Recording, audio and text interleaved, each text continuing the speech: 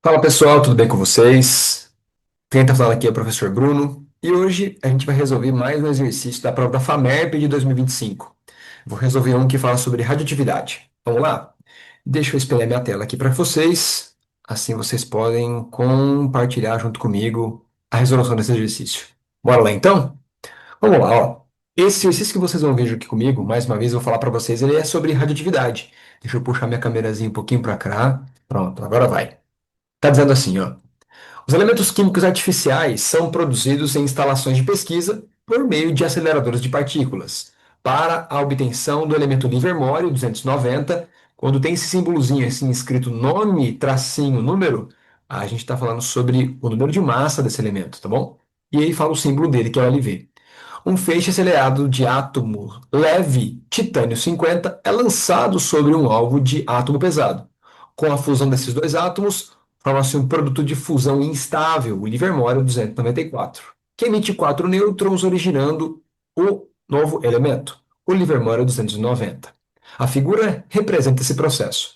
Então, aqui na figura a gente consegue observar que o átomo de titânio, que ele fala que é um átomo leve, choca-se com um átomo pesado, acontece a fusão e aí sim o Livermório surge. Depois de emitido quatro nêutrons, surge o Livermório 290. Vamos ver o que ele fala sobre o exercício, qual é a pergunta que ele faz.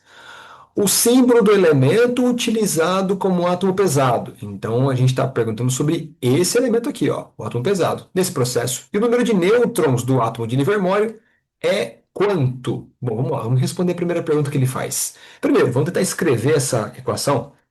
Vamos falar sobre o átomo de titânio, que é no comecinho, ele fala sobre ele, que é o titânio 50, certo? Esse é o número de massa dele. Se você vai na tabela periódica, você descobre que o titânio tem o número atômico 22, perfeito?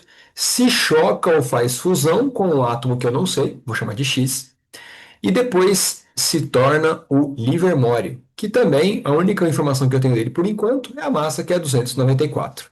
Além disso, quando você vai pesquisar o Livermório na tabela periódica, ele é o antepenúltimo elemento químico, ele é o 116, certo? Portanto, não tem como esses elementos perderem massa, nêutrons, prótons, se não for por aqui, né? Ou eu conseguir ver que esse elemento químico está absorvendo uma certa quantidade de nêutrons ou de prótons, tem que ser baseado numa lei que vocês conhecem, ó.